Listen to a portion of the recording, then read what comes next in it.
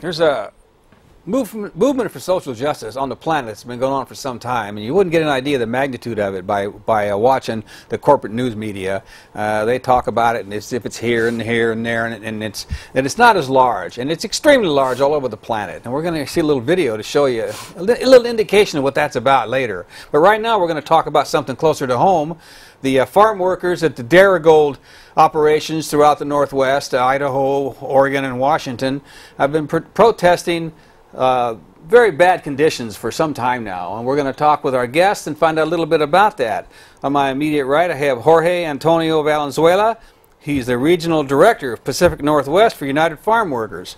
He's going to be speaking from that perspective, but we also have a former worker at Darigold from, what was it, and his name is Juan Ramos, and it's where Ione, you said? Ione. Yes. Ione, which is over by Hermiston and Boardman. Boardman over in that area. All right, yeah, which I hadn't heard of that town, but we all know that area over there. It's where they grow a lot of good watermelons and things. That's right. But we're not talking about necessarily those farm workers. We're talking about the farm workers that are working for Darigold.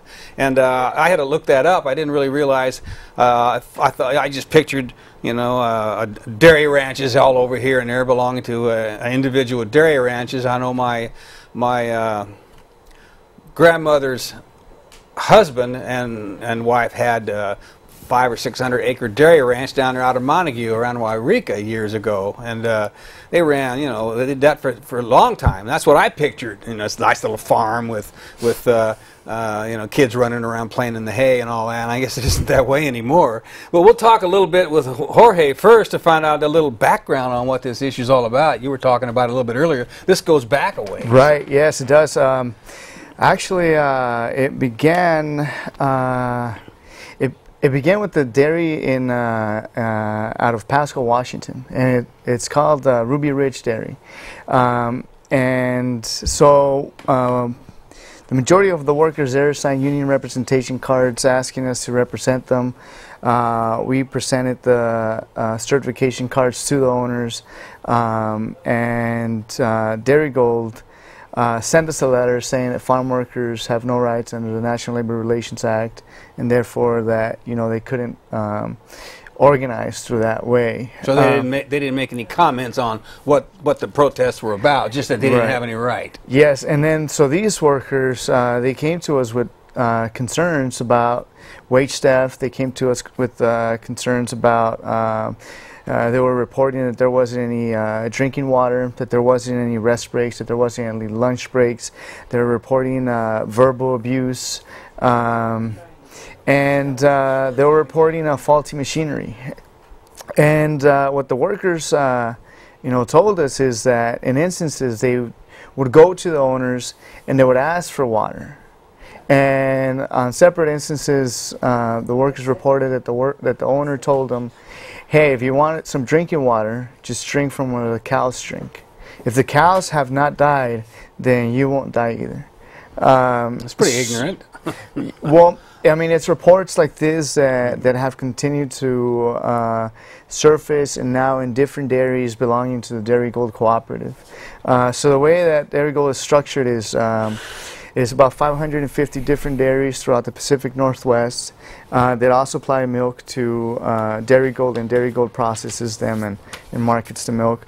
But when the Ruby Ridge issue was going on, we were aware of the issues concerning Ruby Ridge. So we came to Portland in 2011. We did a demonstration in conjunction with the National Farm Worker Ministry, different student organizations, labor leaders, and we marched to the Darigold plant. Where's that at? It's in here in Portland. They have different plants, but good question. We marched to the Darigold plant in Portland. That's where they process. Yes, that's a processing plant.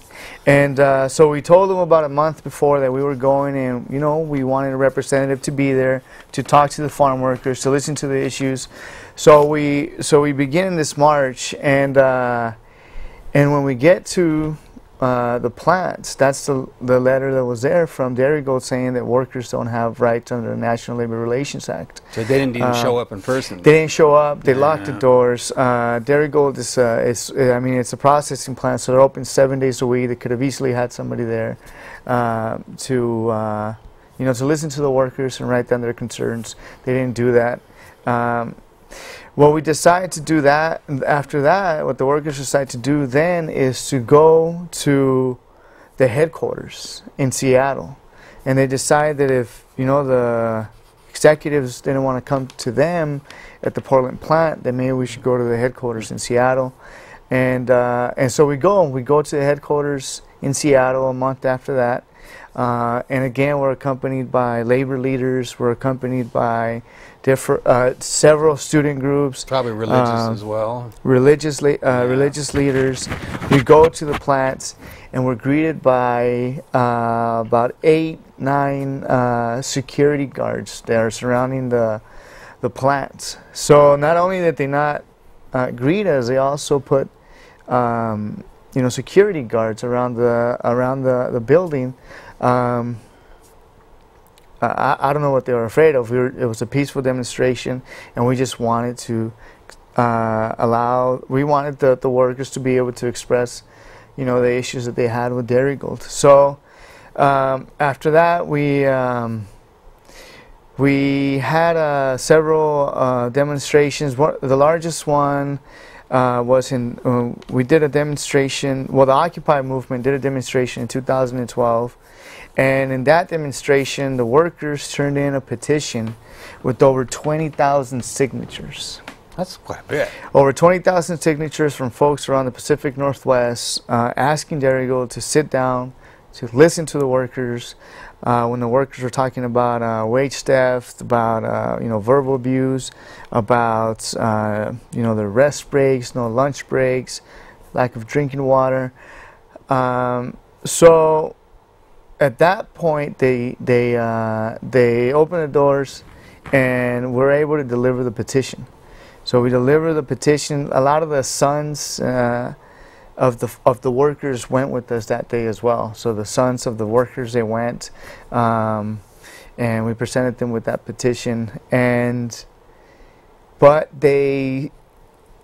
what happened then is we saw fleets of BMWs, Mercedes, Benz, and different kinds of, you know, cars just driving out of the headquarters.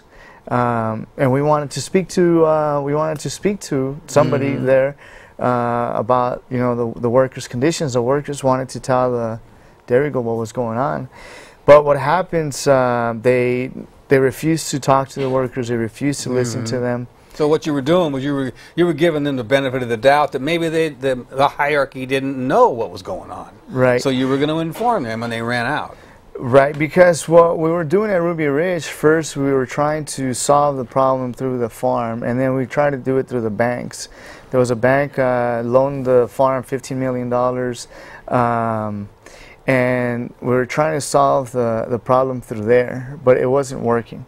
So then the workers decided they want to take it to Darigold, because all the milk that comes out of Ruby Ridge is marketed through Darigold. And but you know, to our amazement as well, they refused to talk to the workers. So that's where it stands today, then. Well, what happened after that is, you know, we began to see, well, you know, this is dairy out in Pasco. What's going on in the other dairies? And what begins to happen is that workers from different dairies across the Pacific Northwest, like Juan, began to come forward and express conditions similar to those of Ruby Ridge. So we travel to Bellingham, Linden, Washington. We visit more dairies in the Yakima Valley. We travel to Idaho, Portland, and the conditions that we saw at Ruby Ridge a lot of them are similar to the ones that were being reported by workers from these other dairies. So what we begin to do is put out action alerts talking about the conditions that the workers were reporting. So we had different workers talking about, you know, the same conditions, unsanitary restrooms. We had workers talking about wage theft again. We had workers who were talking about and reporting issues like no lunch breaks, no rest breaks. We had workers talking about working 2 days of training and not being paid for those days. So we begin reporting that in our action alerts and directing emails to the CEO of Darigold, asking him to listen to these issues, to these concerns. But you know, Darigold continued to refuse to meet with the workers. What happens, and then so what we do, you know, after voices of different workers come out, we decided, look, we should go again to Darigold, and you know, the workers want to go again to Darigold, and they want to talk to somebody at Darigold about these conditions. So it's no longer just workers from Ruby Ridge, but it's workers from different farms. So we go, and it's, you know, it was again done with different unions, different organizations. We travel all the way from, you know, eastern Washington. We travel with two vanfuls of workers wanting to talk to Darigold, and so when we get there, we have several of the workers speak, and then after that, you know, we approach the company, and they open the doors to us. To our amazement, they open the doors to us. They invite us in, and we have a conversation with them about the conditions that the workers are reporting, and the workers talk to the Darigold attorney about, you know, what they've been experiencing, and so they ask for Darigold to do something about it. But you know, it was a conversation, and then but after that, we've seen that, you know, there's concerns from other dairies continue to come forward, and one of them is Juan. He's from Oregon, from a dairy called JVB Dairy, and so he also talked to us about you know, the conditions that were happening at his farm, and so that's where we are now. You know, workers are continuing to come forward, and what we're doing is this coming Sunday is we're going once again to the plant, and workers want to talk to somebody at Darigold and figure out a solution to what's going on, and or what they're seeing in these dairies. So I think we have a graphic for that as well, if they had time to put that up. So you're talking this Sunday, Darigold protest, March 2nd, 2014. Is that the one? Yes. And so you're gonna meet up and rally there, and then go to the Darigold? That's right. We're gonna meet up at Portland State University. There's different student organizations that are helping us put it together. We're gonna meet up right there, and we're gonna march. It's about 1.8 miles to the Darigold plant, and then we're going to have a rally there. But we're also going to turn in another petition that we started at the beginning of the year. So do people still have time to sign that petition? Yes, they do. If they go online, they can find the petition at www.ufw.org. So that's your website, the United Farm Workers. That's been coming up with your name, so people probably have seen that. But make a note of that. Tell the viewers to make a note. And when ufw.org is United Farm Workers, and there's a button on the page somewhere where they can. Yes, there's a click where you can see the latest alert that was put out, and you can sign the petition. All right, right there. Be good. The more that sign that, the better. Well, that gives me a pretty good idea. This is quite an issue. It's been going on for some time. I'm glad to hear Occupy Portland was involved in it too over time. But you mentioned Juan a few times. So you came forward. Did they come to you, or did you come to them with your issues? I did. I came to them. You came to them? I make a call to them, and tell them what was going on. In that particular place at JVB's? Yes, in that particular place. Did you know that this was going on in other places? I heard about one, the one in Borman. I heard about it, and that's why I called them. I know they helped them before, so I called them and tell them what was going on with that area, particular one. What type of conditions did you experience? At first, I started working there like 3 years ago. They don't give us. They just give us 15-minute break, just one. In 8 hours? 12 hours. 12 hours. Yes. And so what exactly were you doing there? Milking cows. So they don't do that with machines? Yes, but we clean the cows. We test them. We put some iodine. Yeah, and take them off and put them back. The same cows. Put them in the cows in. Bring the cows into the milking area. We're doing everything. So we keep moving back and forward all day long, all 12 hours. It's a pretty messy thing, too. Cows are messy. That's another thing that they're pretty messy, but that's not the baddest thing. You know, we're working 12 hours and 15-minute breaks, and they give you so much pressure that you know what you don't even know what you're doing. You don't do your job right because you're thinking, okay, I just got like 6 hours to build this many cows, you know, and you don't do your job right. It's you don't see the things we see in there, how the milk goes into the tanks, the filters. So it goes like blood, like they call it mastitis. It's like you don't want to see that. It's mastitis, really yeah. It's mastitis. Well, what like, is it? To be clear, it's pus. Yeah, it's really nasty. What you see. There's shit in there in the tanks, and it's pretty messy. But all that is because they don't give us time. You know, we're running back and forward, doing our best, trying to do our best. But I don't think there's too many cows that we have to do in certain hours. And they don't give you breaks. They don't give us. And did you also experience that you didn't have adequate toilet facilities and all? Yes. That's a biggie. Yes, we had them, but most of the time they don't put any toilet paper. That they don't put any. So we what we're supposed to do, you know, we're working there, and he rapidly too many times he like 2 or 3 times he tell us he make a meeting for everybody and tell us what was going on. Why we don't clean or we don't do our thing right, and he tell us that he don't put any toilet paper in the bathroom because all the Mexicans they stole the paper. Oh, the Mexicans stole the paper. That's the words he gave us to us. And I tell him, but why? We all know the same, you know, and that's why he tells us that we all stole the paper or whatever, you know.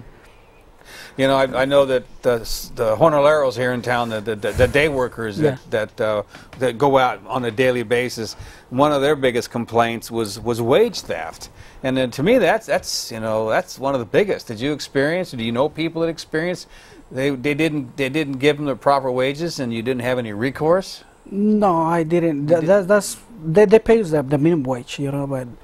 There was on the law by the law. But you know what people got the wages that were coming to them. Yeah. Sure, but then Jorge, you say that has been an issue in some places. places. It hasn't. So at JVB Dairy where Juan worked, that has not been one of the issues that the workers have come forward with. I think, but it has been one of the issues in DeRuyter Farms up in Mapton, Sunnyside area. It was one of the issues at Ruby Ridge Farms as well. The workers were coming to us saying that there were wage theft issues going on. To give you an example, at DeRuyter Farms, the workers reported that they would work 2-3 days as training, quote-unquote training, and that they would not get paid for those days because they called them training. And some of the workers also reported that if they called in sick for one day, that they would deduct a day or 2 days already worked from their checks. And this is in addition to the reports that they gave us about not getting lunch breaks, about not getting rest breaks. This is in addition to that. Other workers in different farms are reporting that, you know, they work, they're supposed to work 8-hour shifts, and they're supposed to finish a shift in that time, but sometimes because the amount of cows increases or because there's just so much to do, they'll end up finishing in 10 hours instead, and that they won't get any additional pay for that. So that's one of the issues that has come up in other dairies. But yeah, as Juan was saying, it's not one of the issues that has been reported in at JVB Dairy, where he's working. So that brings up a question. You say there's 550 operations? Does Yes. that include the processing plants? Darigold, no, this is just Darigold reports that there's 550 different factory farms that supply milk to the cooperative, or 500 different 50 factory farms that form the cooperative, the Darigold cooperative. So these is this land and cattle all owned by Darigold, or is it? They're not. They're owned by the farmers of these farms, but they supply the milk to Darigold. So they form. It's a cooperative. So it's 500 and different 50 farmers who form this cooperative. But it's a good point. But so one of the interesting things that we found too is that Darigold was saying that they were not aware of the issues that were happening, but we came to find out that the Reuter dairy in Mapton, Sunnyside area is owned by one of the family members of one of the board members of Darigold. And so this is and so it was really interesting to us when we came to find out that it was owned by one of the board members. So now we have and recently we had farm workers or dairy workers from a dairy called 5D Farms. So what's interesting about 5D Farms is that it's directly in front of Ruby Ridge. Where the whole thing started. Where the whole thing started, and 5D Farms is owned by one of the board members of Darigold as well. So, when Darigold has said that they were unaware of, or that we didn't contact them about these issues, it's interesting to us to find out that the board members are in such close vicinity to where these issues have been occurring. I mean, there have been demonstrations outside of Ruby Ridge. There have been different marches and actions done right outside of Ruby Ridge, which the entrances are practically the same. It's one is to the left, the other one is to the right. Right. Yeah. So, and Juan, I was thinking while you were talking, so there was these issues there at JVB's. Did you and any of the workers ever try to deal with this issue there at JVB's, or did were you afraid for your jobs and you went? We were afraid, but we tried to talk to them before you called United Farm Workers? Before, yes, we talked to the manager. So we talked to him and tell him that we wanted it all breaks, there's like 2 or 3 breaks, and plus the non-paid lunch. So he told us, okay, my boss, he was talking to a lawyer, and now we're gonna work with the law. We're just gonna give you the non-paid lunch and no breaks. So you got to work for what, 6 hours or so on the clock, and then take a lunch break? And take a lunch break and no more breaks. That was it. No, is that, I guess... He said that was with the law. Yeah, so he's talking about a 12-hour period, and they only got half an hour lunch break. 12-hour period. Yeah, I know that. I think there's a law you can only be on the clock for 6 hours at a time. Yeah, that is the law. After you have to, if you work that many hours, you're supposed to get another lunch break actually after. I believe it's 12 hours, but you're supposed to get at least 3 different rest breaks. Yeah. And so how is it that they can, you say they got lawyers, how is it that's what he said. He was on the lawyer in the internet, talking to him and ask him what he can do about that. And that's what they told us, that they were gonna give us the non-paid lunch and no breaks. Sure. That's what they told us. Well, can't you have recourse to the Labor Relations Board? Well, what we're doing is the National Labor. The unfortunate part is the National Labor Relations Act or National Labor Relations Board does not apply to farm workers. It's when it was signed, it excluded farm workers and domestic workers. But that's not to say that there isn't anything that we can do about it. I mean, Juan has filed a declaration with Labor and Industries. He's filed a case with them. Not sure where it stands at this point, but you know what we're saying is, you know, Darigold has the potential to solve these issues because, I mean, they are such an important part of the farm's operations. They should have a way to immediately be able to solve these issues, and workers, you know, they feel. Like Juan, they feel they can come to us and express what's going on. But what we've also seen happening, in addition to what was happening to the workers, is that, and I think Juan can talk more about it, is, you know, the way that the cows, or the way that the workers are reporting to us that the cows have been treated at some of the farms. So Juan, we put out an alert, I think it was last week, with some of the statements that Juan and another one of his coworkers told us about, the way that you know, the foreman or supervisors treat the dairy cows and the veterinarians. So I don't know if you want to talk about that one. I was going to ask about that earlier. I'm glad you brought that up, because, you know, that the animal, there's a certain amount of rights that I think animals should have too as well. And so they are mistreating the animals? Sometimes, yeah. Sometimes I saw the manager throwing rocks into the eye of the cow, and the eye explodes, you know. Well, trying to get them to give more milk or something? I mean, just out of meanness, you mean? I don't know, because they don't listen to him. You know, they try the cow to move to another certain place, and they don't want to move or whatever, and he just get mad and get a rock and throw into her eye. And was another time they got, I don't know how they call it, the electric, the prod, cattle prod? Like a taser. Yeah. They were using that on the cow. It wasn't in the milking area.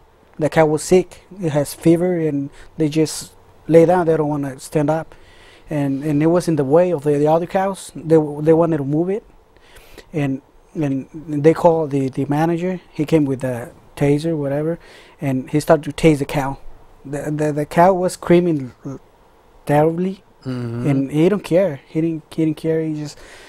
She has to fucking stand up and move out of the way. And we tell him, you know what, we can move it with a rope or whatever, move out of the way, and that's what we do. But it was pretty mean, you know. And is that something that you've heard in other places as well? Those are some folks you could get on your side, the animal rights groups, that they have a loud voice. Yeah, no, we have testimony, sworn affidavits from folks at other factory dairies telling us, maybe not about the taser conditions, but expressing that there also have been what they consider to be a certain form of animal abuse going on at these farms. And again, cows with the eyes, you know, popping out, or lack of immediate medical attention to the cows. So we have farm workers who have expressed that these types of conditions are happening. And as Juan was talking earlier, you know, the workers sometimes feel that it's, you know, cows, there's so many cows that, you know, sometimes that they don't have enough hands to be able to sufficiently be able to take care of the cattle or of the cows. Yeah, I mean, this is something that Darigold needs to be looking into, something that Darigold needs to be talking to the workers about, not just to the owners, but to the workers. They need to, you know, be really figuring out what's going on at these farms. Yeah. Well, it seems to me, you said 550 of the farm operations plus the processing plant. I don't know how many cattle that is, or cows, but it's an incredible number of animals. Plus, with that many operations, there's an awful lot of labor going on there. So I could understand that they would have an issue with providing enough employees to take care of the cattle, because they're into it for the profit. But at the same time, people need to get their wages. They need to have their conditions correct. I don't know what the thing is, but it's important that people stand up. Right. And it's great that people like Juan, I think, stand up for this, and it's great that there are organizations like United Farm Workers, and is Piccoon also involved in this at all? They're going to be there on Sunday. They were there in our last Portland March as well. Helping us organize the marches and helping us get the voices of the workers out there. Mm-hmm. They have a radio station. They've allowed us to come. Oh, that's right. They got that low-powered FM radio station. Yeah, Radio Movimiento. Right, they allow us to use the radio station. Actually, I was in a radio interview with them this morning talking about our march coming up this Sunday and inviting them. And then, so Piccoon's going to bring a group of workers to our march on Sunday as well. That's right. It's good to hear that, because I know that they've been out there too. So we're into 32 minutes already, and maybe we can take a little break from this and then put this in an international context where there's people, like I say, and I mentioned this a lot on the show, that it isn't just a few people here and there. I mean, there's a large amount of people that are standing up for human rights, social justice, environmental rights, labor rights all over the planet, and it's difficult to get a grip on that if you got your kids and you're raising your kids and you're going to school or you're going to work and you watch a little bit of TV, and the only eye you have on the world is a world that is run by a corporation who is, I won't say they're necessarily in cahoots, but their whole idea is the bottom line and a profit, just like the corporations that we're talking about here with Darigold, or the corporations that are trying to line up and create free trade agreements that give them more power over our ability to unionize or our ability to protect the environment. And there's these protests, and there's these people standing up all over the planet, and I've been holding on to this for a while, and I think this would be a good time to play it, to put this in context that it's a worldwide movement for people to take care of each other and conduct themselves like a community, like Ralph Nader says, we can grow up civic or we can grow up corporate, and if you're growing up paying more attention to how to earn a living and how to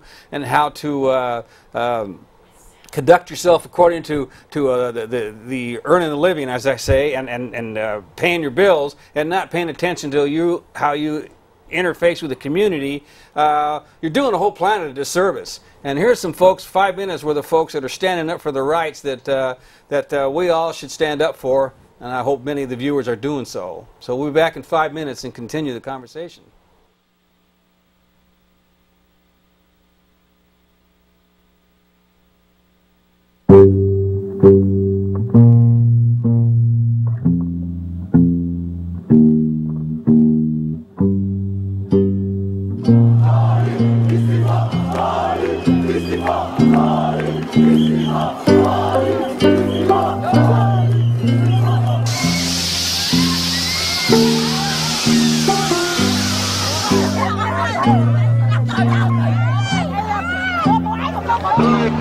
Elimina a los opositores pacíficos y a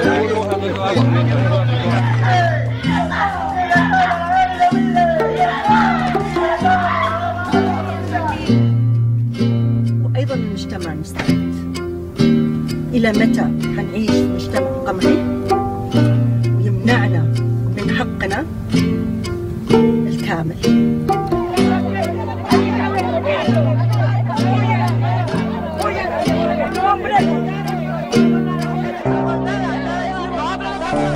Гетерофиляй, блядь, что-то. Окупай гетерофиляй. Вот, окупай гетерофиляй. И ручка поможет написать. Да, вот ее. Скажи до свидания. Так вот, до свидания. Вот, короче, мы тебя просвещаем. Излечаем. Вот, излечаем. Стой на месте. Еще. Руки убрал. A message of peace to the people of Kibera this year is just let's maintain peace. Let's not what happened 2007 to 2008 happen again this year.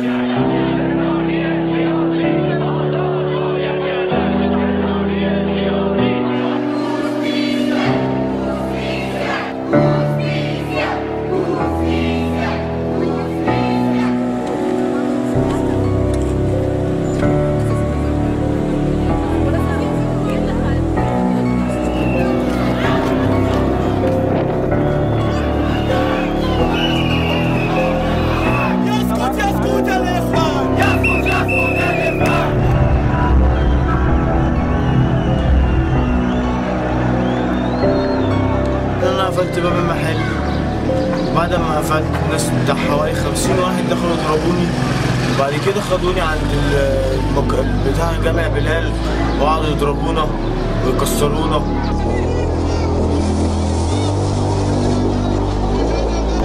Violência, e o Estado usou da violência, por isso usou da violência.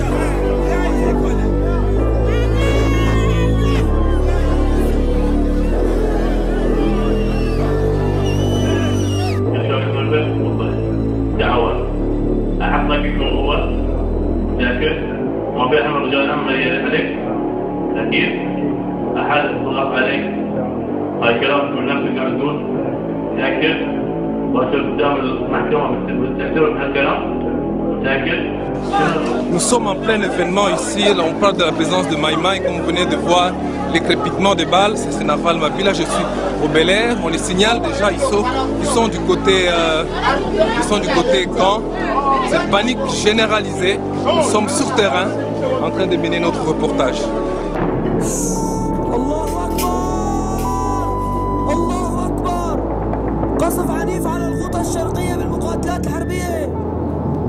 My name is Razan Zaitouni, human rights activist from Damascus.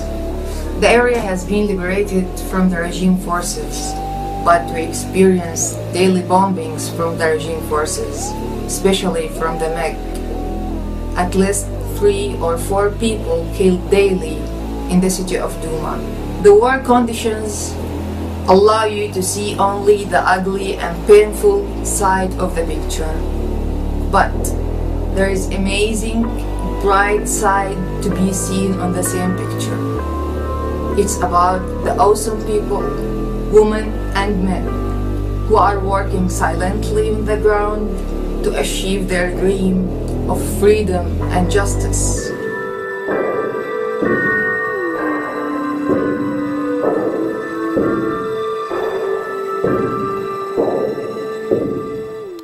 As you see, that's the Human Rights Channel at YouTube. If you've got the stomach for it, there's probably a whole lot more to view there. I think it's really hard to concentrate after watching that, to see what's going on all over the planet. And maybe sometimes it might seem a little bit trivial that we're talking about, you know, the things that we're talking about when there's people there that are pregnant women being tased and all. But it's the attitude of people, how people treat each other. And it's quite often it's the profits before people or profits before the planet. And whether you're talking about profits before people like workers, or you're talking about the planet, like with how the effluents from all these different animals are poisoning the ground in the area, there's a lot of need for people to stand up, and that means people sitting at home too. There's a lot of ways that you can stand up and put your nose to the grindstone and stand up for the people that are standing up for rights that you take part in. Just like you wouldn't have the 8-hour workday or the 40-hour week if one for unions standing up and getting their heads bashed in, you know, decades ago. It's one movement, just like it's one movement to reduce us all to the way we make a living, whether it's farm workers, whether it's people that are in other countries that are being having their rights taken away from them because they don't have the power to stand up. And so hopefully we can make that work a little bit here tonight and let folks know that there's things like that going on right here, and then you can have a voice, you can have a little bit of weight, you know, to weigh in on this. And we're talking about this tonight. If folks are just tuning in, with the farm workers for Darigold that are having conditions. And we talked about various conditions that they were under, whether it was a wage theft or the different things and the not proper bathroom facilities or whatever. But I know that Juan wanted to mention verbal abuse. And I think that is a very important one to talk about, because you think, well, so you're getting called names. Well, you know, that adds to working conditions that are very negative. Yeah, they're having telling you like you're stupid or you know the verbal abuse, and also the pressure they give us. The prejudice, you say? Pressure. Pressure. Okay. Yeah, they try to make us not to look for help, and then if you do something wrong, they call you fucker. You know that bad words they use, and when you try to look for help, they told you, okay, there's so many people out there that will do the work that you're doing, and they don't argue about it and don't do anything about it. If you want to leave it, get out of here, and we give you your check, and then you know they try to scare us to not do anything for our rights. And there's too many things that we can talk about it, but not on. I think not on TV.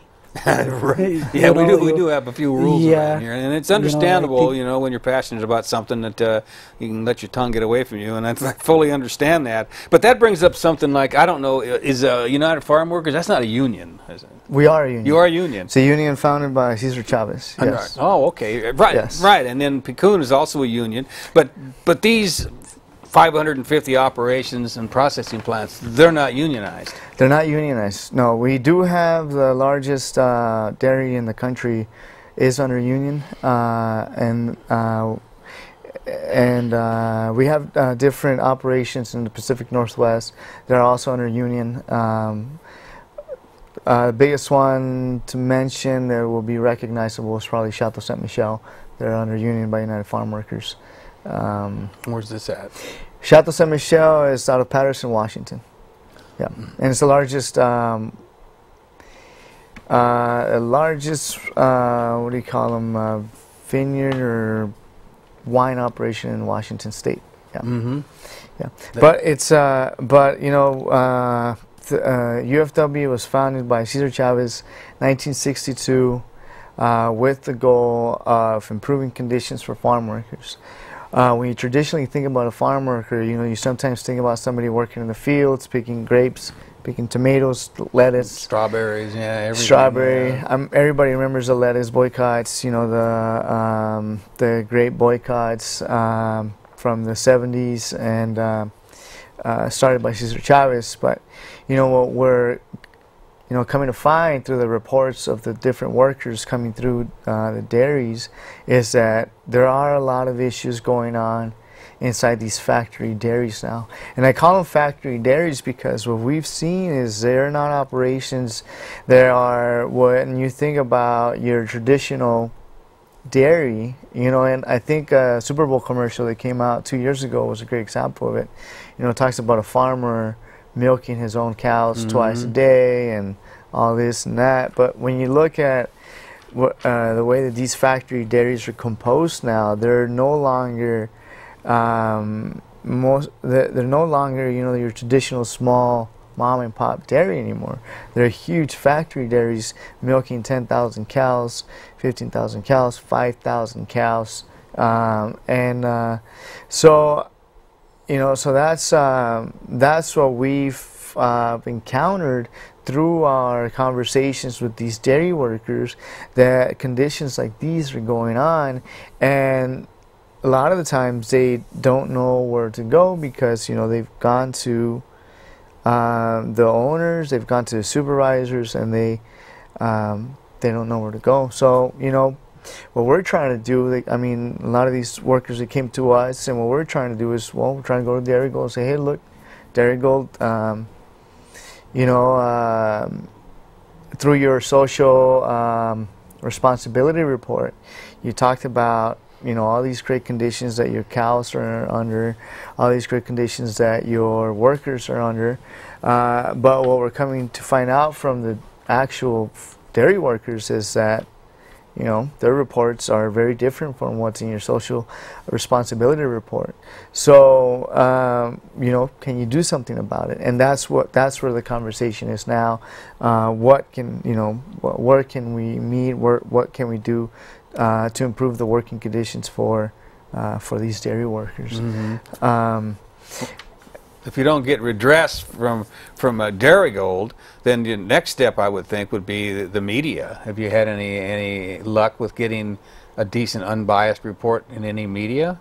You know, through the different events that we've had, there has been some media coverage, and we invite the media to attend when we have these events. And there have been some media coverage up on the eastern side about what we've been doing. We have our own alerts that go out. Jobs with Justice That's how I found put out out about an this. alert. Washington State, The Stand put out an alert. So it's on the web. If you go to Google, you try to do a search for UFW and Darigold, you'll see, you know, what's going on, and you'll see what the workers have been reporting at these different farms. Or go to JWJ PDX, Jobs with Justice Portland. I don't know what they have on there about this, but I know that since I got the alert from them, I'm sure they'll have something about that. Yep. So, well, we got 12 minutes left. Let's open up the phones if folks want to call up, ask questions. We've covered this pretty well, but there's a lot to talk about here. We've gone through the unions, and there's a lot of different things that we could talk about. I know that there's been quite a bit on. I went to YouTube and I found a little bit, but not much. But I did find a lot of written things about this. But this Thanksgiving holiday, don't buy Darigold. That's actually a different campaign. Yeah, it's a different campaign. Yeah, that was back in with the Teamsters in November. Yeah. Oh, okay, but still, it brings up some good points. Workers play a vital role in ensuring that the food your family will enjoy this Thanksgiving holiday is healthy and safe, and that makes the connection between the milk that's coming on your table and the people that are providing it. Yes, and it's. It was, I mean, the message is very simple. From the farms to the table, different workers will handle your food. And if these workers are afraid to come forward with concerns, then the ones who, should be concerned are the people who are going to be on that table.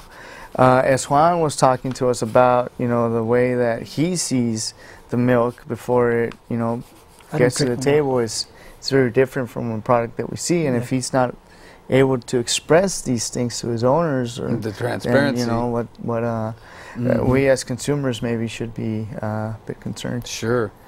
Juan, you were talking about the milk at the farm at JVB? I think.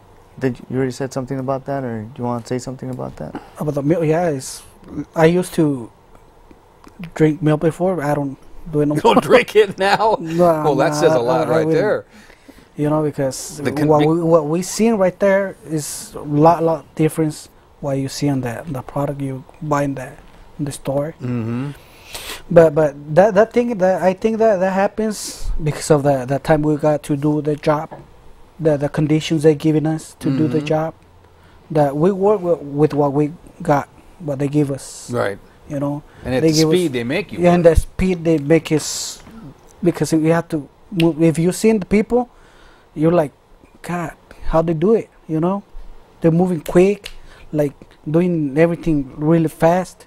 But I don't think that's supposed to be like that, because you don't do the things right.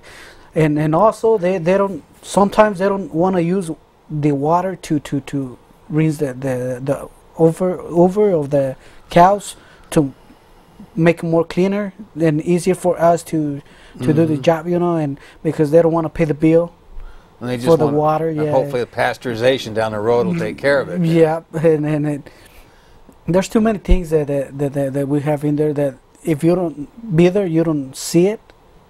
You don't even know. You don't even know about it. Yeah. And it's really disgusting when you see the milk is in the tanks and what goes to the filters and whatever. There's filters, but not everything stays on the filter. Many things go through the milk with the milk and that they took to the Darigold and everything. When things go fast, I mean, there's a lot of things that can go wrong that can't get rectified at the moment. No. But I see we have a phone call. We'll get the first caller on the air. Caller, welcome to the program. Do you have a comment or a question? Yes, basically a comment, but just to re-emphasize the protest. that it seems that it's this Sunday, March 2nd, at PSU at 1 p.m. Right. And I'd like to point out, since I think there's a new season of the Portlandia TV series that's starting up, that what we have to avoid is a situation where only 20 people show up because Hispanic workers aren't being given any toilet paper or any proper pay, but 200 people show up because somebody somewhere tased one cow.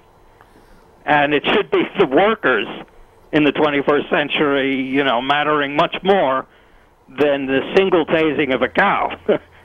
And if we don't all learn that, then all of our wages, eventually, including the college-educated middle class, will be driven down almost to below the level of Bangladesh.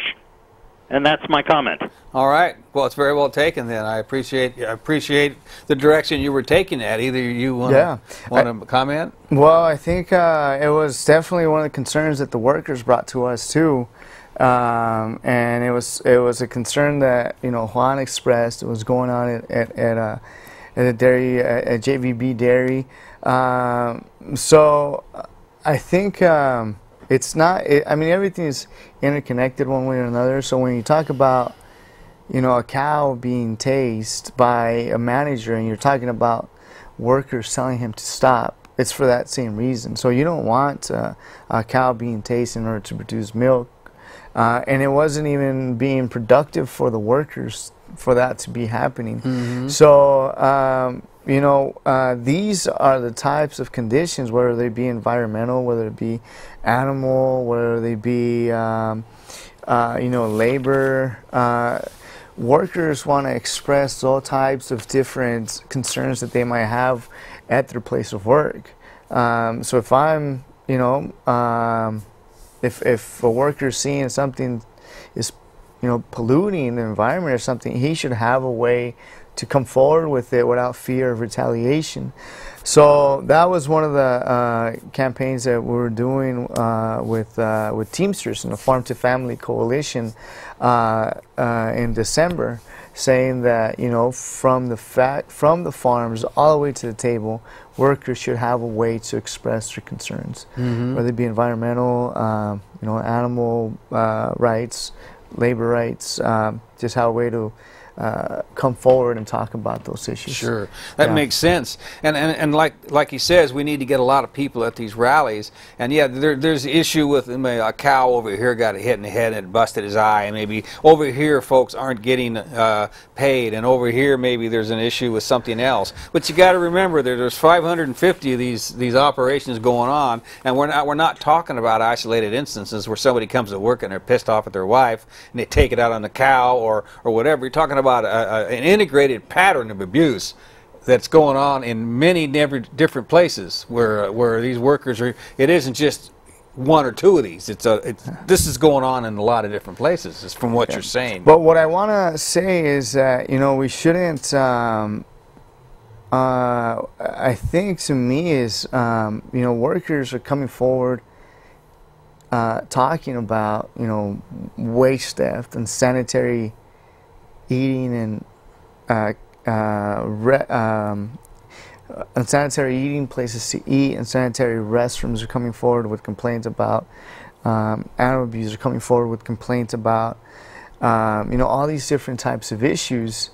So I think one of the things that we have to think is, you know, this can't continue, this can't go on. And yes, we invite the workers to come forward, and the workers invite the communities to come forward to help them in their campaign to, you know, to stop these things from continuing at these farms. Which is what you're talking about for the. I know they put that graphic up a few times, but this is what you're talking about for this coming Sunday. Then yes, you might mention all that again. Talk a little bit about that. We're down to a little over 3 minutes. So. Sure. Yes, definitely. So this Sunday. We have the march taking off from Portland State University.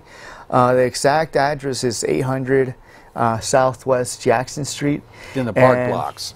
What's that? It's in the park blocks. Yeah, it's where the the farmers market takes place. All right. Yeah. So then from there, we're going to get together, a small rally, and then we're going to march over the Hawthorne Bridge to the Darigold plant. And that's in 2720 Southeast 6th Street. It's right here on the flyer. 2720 South. Yeah, 2720 Southeast East 6th Avenue in Portland. All right. For those who can't walk the whole way, they can drive over there and. Sure, they can meet us there, and you know, we're inviting the community to go. It's a family-friendly event. If I can say that, you know, last events we've had, there's been kids, the sons of the workers, they go, and it's a peaceful demonstration. There'll be faith leaders, there'll be labor leaders, there'll be you know, community leaders in attendance, student leaders, all of them demanding that Darigold take action to stop the abuses that the workers are reporting at these farms. And there's a petition too. And we're going to deliver the petition that day. We've asked Darigold to be present. We've asked them to be present there to allow the workers to turn in the petition to them. And you know, we're asking that somebody be present and not shut the doors like they did during the last time we came to Portland. They should show you that respect. So right, they should show the workers that respect. I mean, they're the ones who are milking the cows. They're the ones who allow for that milk to be, to come, you know, to exist.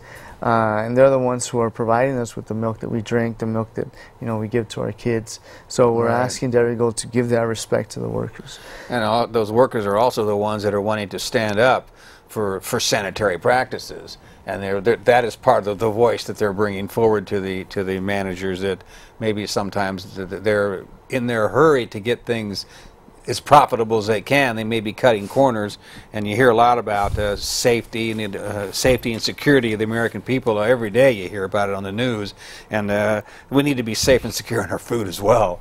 Right. So we're down to less than a minute now. I want to thank you, Juan, for coming on. Thank you. It takes a lot to stand up and speak out and let folks know that there's something going on that they should know about. And it's good to know that there are organizations like United Farm Workers and Piccoon and places where people can go to stand up for this. And I want to remind folks before we go, there is that rally that's coming up at the Southwest Park Blocks, 1 o'clock on Sunday. Or you can also go to the, what was it, 2720 Southeast 6th. And well, with that, I'll thank the crew that did a great job, and I want to thank the guests, thank our one caller, and we'll see you next week. Good night for now. Thank you.